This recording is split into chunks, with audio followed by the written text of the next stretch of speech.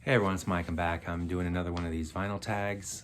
There's a bunch of them floating around out there, and I figure I jump in on the ones that I feel like kind of fit my collection. And this is a fairly recent one that just came out. Steve Carlson, fantastic channel. One of the very first channels that I started watching and following back when I started doing these vinyl community videos on my channel.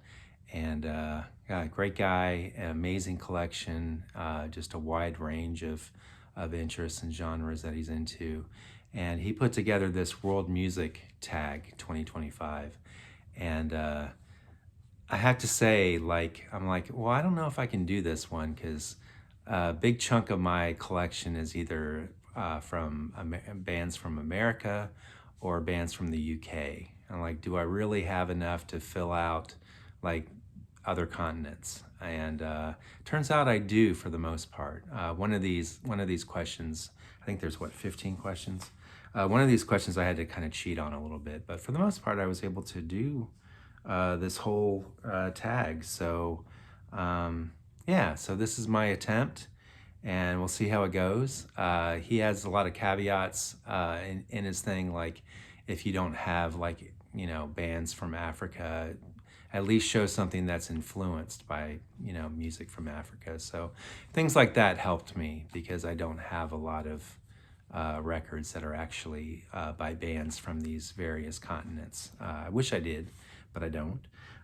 So anyway, let's go with the first one, a reggae album or something influenced by reggae. So when I think of influenced by reggae, the first thing that came to my mind was a band like The Police. Definitely a lot of influence by reggae in their music.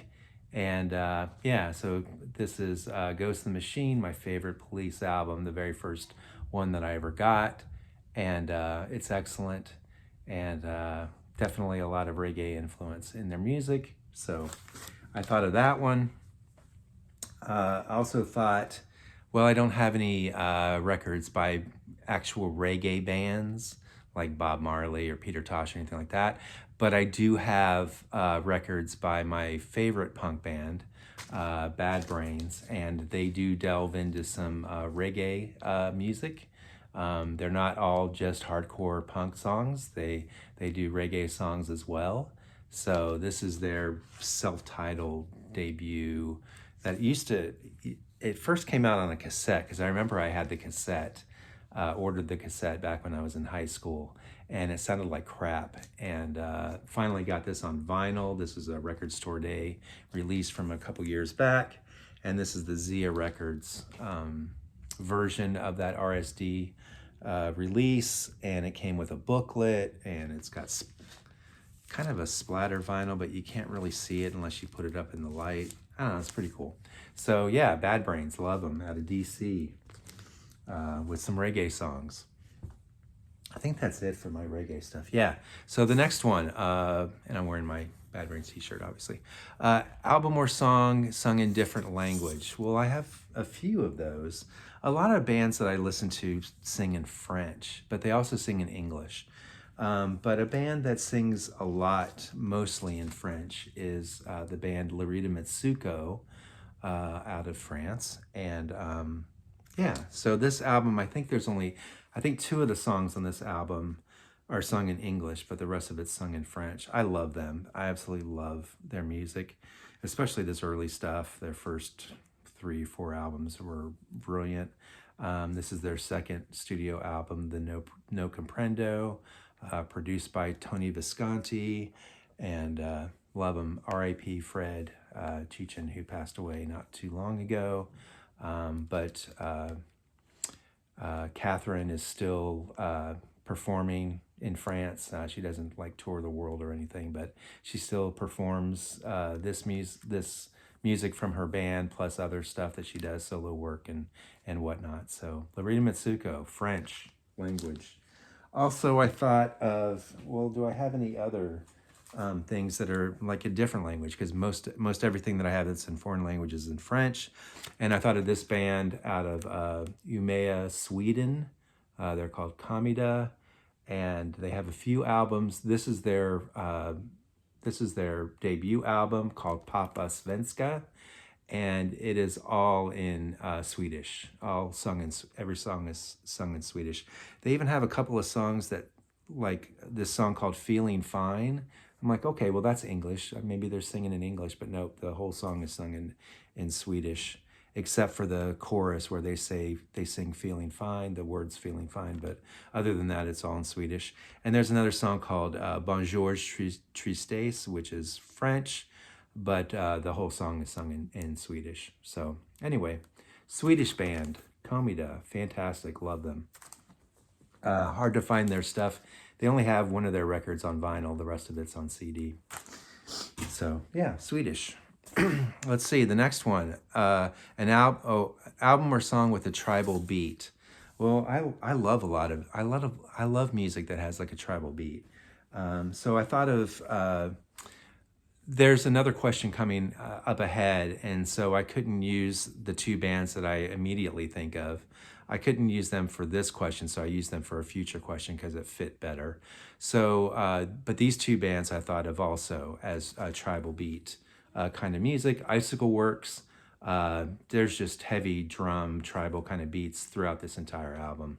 Love this album, very underrated band. Icicle Works.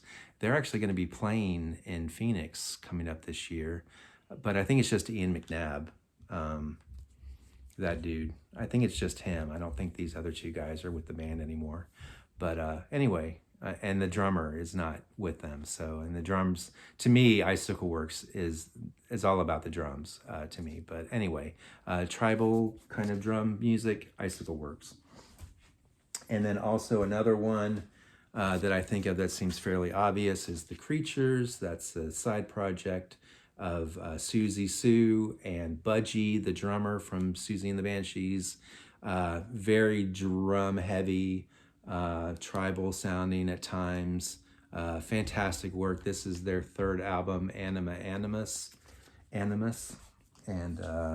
double 10-inch. And then I'll also show Boomerang, their second studio album. Not as drum heavy as their other ones. This one's a little bit different than that. And then their debut, The Feast, is heavy tribal drums. Fantastic. So, yeah. Album or song with a tribal beat. Next one, number 4, album from the Far East. Well, I had to cheat on this one. And it's funny that these tags kind of make me go through a scour through my collections, and things that I thought I had, I realize I don't have anymore. I've sold them off or whatever. I used to have an entire collection of CDs from the band Shonen Knife out of Japan. And I thought, oh, I'll just pull out my Shonen Knife stuff and show those for my Far East, and realize I don't have them anymore. I used to have the first 3 albums of theirs on CD, but I have them downloaded in my computer, but I don't have the actual physical CDs anymore. So that's kind of a bummer. So I had to cheat on this one. So I chose the band out of England called Japan. So that's as close as I get to having music from the Far East, is the band Japan. This is a double live album called Oil on Canvas. Fantastic. I love the band Japan. They're fantastic, but unfortunately they are not from Japan. They just are called Japan. So anyway. Next one, I cheated. Album that uses a sitar. Well, I thought of a bunch of different things. This is kind of cheating. This is Sonic Youth, Evil, my favorite Sonic Youth album. And I should have, God, why didn't I pull this out? I should have pulled this out before I did the video, but there's the SST catalog. But they have a picture of Thurston Moore here holding a sitar. But there's no sitar on this. I don't believe there's any sitar unless it's very well hidden in the music. There's no sitar on this album, but there is a picture of Thurston Moore posing with a sitar. There is a band that I saw open, or a musician that I saw open that we saw, Amy Dang. Courtney and I went and saw Beach House in California at the Greek Theater, and the opening act was Amy Dang, and she is a sitar player, and it was fantastic. I don't I'm not as crazy about her studio recordings, but live in person, she was just absolutely mesmerizing and amazing. So yeah, that's sitar music. And then also another one I thought of, I love this album, the final album from the band The Paintings, uh, kind of noise rock, kind of in the vein of like Butthole Surfers kind of stuff, really loud and crazy music, but experimental a lot of experimental stuff. But on this album, they also, the guitarist employed the sitar, used the sitar in a lot of these songs or some of these songs. So anyway, use of the sitar in Paintings, Beast of Dreams, fantastic album. Next one. Let's see, album from number 6, album from Scandinavia. Well, I have a bunch of stuff from Sweden. I'm into like bands that little pop bands from Sweden, like the Cardigans and Kamida and stuff. But this is one that's a little different. This is Röyksopp. They're an electronic band out of Norway. So yeah, Norway counts. Röyksopp. This is The Inevitable End, which I thought would be their last album or whatever, but it turns out they're still making music. So yeah, Röyksopp out of Norway. Next one, album influenced by Africa. So this is what I was talking about before. Immediately what I think of is Adam and the Ants and Bow Wow Wow. They were influenced apparently by the Burundi drums of the country, the nation of Burundi. In Africa, it's a country that's just south of Rwanda. And yeah, they were just heavily influenced, the drumming on these particular albums and all of their early, the Adam and the Ants and Bow Wow Wow, heavily influenced by that kind of drum music. So yeah, Burundi, influenced by Burundi, African drums. So very cool stuff. Next one, album from Australia. So let's see, do I have two? Yeah, so INXS, obviously. It's my favorite. This is the only INXS album I really wanted to have on vinyl. The Swing, it's my favorite of their albums. And then also Dead Can Dance, 4AD band, kind of gothic, classical world music. This is their debut album on 4AD, and they are also from Australia. And I think Lisa Gerrard still lives in Australia, and Brendan Perry now lives in Ireland. But anyway, yeah, Australia. Land Down Under. Let's see, the next one. An album from South America or music inspired by the continent. Well, I thought of, and of course I don't have any, I used to have a bunch of CDs of Astrid Gilberto, and I don't anymore. I just have it on digital format on my computer. So couldn't show that, but I thought of the music of Stereolab, especially this album, Dots and Loops. They employ a lot of influences from like bossa nova music, which hails from Rio de Janeiro. So there's a lot of heavy influence of that on this particular album, Dots and Loops by Stereolab. So yeah, South America, love it. Next one, music from an island nation other than the UK. Well, I thought of another island nearby, Iceland, and this is Bjork's debut album. Yeah, called Debut. So Bjork, Iceland, island nation. Next one, music inspired by the Middle East. Well, that's a hard one. I used to have, I would have shown Peter Gabriel's Passion Sources and Passion, both of those sister albums. Would have been great to show, but I don't have those CDs anymore. So I'm going to show this instead. Dead Can Dance again. This particular, this is a live recording, and there's a few songs on here, Rakim, Desert Song, and Parisian Love Song, that are influenced by Middle Eastern music. So Dead Can Dance, this is, again, a live album, Toward the Within. And those three songs that I mentioned are only, I think they're only officially released as live versions on this album. They're not from any other of their records. So anyway, yeah. Middle East music. Next one, music from a very cold country. Well, I have to go back to Sweden, and it's very cold up there. And this is the Cardigans. This is what, their 4th studio album, I believe, Long Gone Before Daylight. Is it their fourth, no, it's their fifth studio album.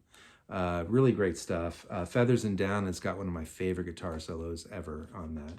It's very understated, very simple guitar solo, but I just absolutely love it. Love the Cardigans from Stockholm, Sweden. Very cold up there. Next one, garage rock album from a different country. Well, this one was just kind of serendipitous. I won a contest from Jason Skills, Low Noise Jason Skills, his channel, and he sent me some records as my prize for winning his contest. And one of them was by this band called Scientists. And they are very much a garage rock band, and they're out of Perth, Australia. To me, they sound a lot like the Cramps, so that kind of style of music. And very cool. Very glad I have this. And luckily, I did get it, because otherwise I wouldn't be able to answer this question on the tag. So yeah, garage rock album from a different country. Who knew? Next one, favorite album from another country besides US, UK, Canada. Well, this is not from the UK, this is from Ireland, and that is Loveless by My Bloody Valentine. So, not the UK. So, love it. My favorite, probably my favorite album of all time. So, yeah, easy. Next one, an album, title, or group where the name is hard to pronounce. Yeah, so this one, it's not that it's hard to pronounce. If I look at it, it's easy to read, but I can never remember it like off the top of my head, and it's this Deftones album, Koi no Yokan. It's just not something that you can just throw out off the top of my head. I always mess it up when I try to say it. But when you read it, it's easy to pronounce. It's just, I can never remember what it's called. And then this Ladytron album, I don't have it on vinyl yet. Velocifero, I'm not sure how to pronounce that. It's not a common word, so I never know how to say that. So I'd throw that in the mix. And then this Stereolab tour single that I got when I saw them on the Chemical Chords tour at the Cat's Cradle. I bought this. I bought it on CD and 7-inch vinyl. And the songs are Exploitant Fix. It's French. And then Exoticism Interior. I'm not sure. I just butcher it every single time I try to say it. So, but it's a really cool single. Very good songs, actually. Good enough to be on the album, but they were not released on that Chemical Chords album. So yeah, those are hard to pronounce for me anyway. So yeah, that's it. That's the World Music Tag from Steve Carlson. Go check it out. I'll put the link in the info part of my video. Go check them out. Try to do one yourself. I've got a couple more tags to do here.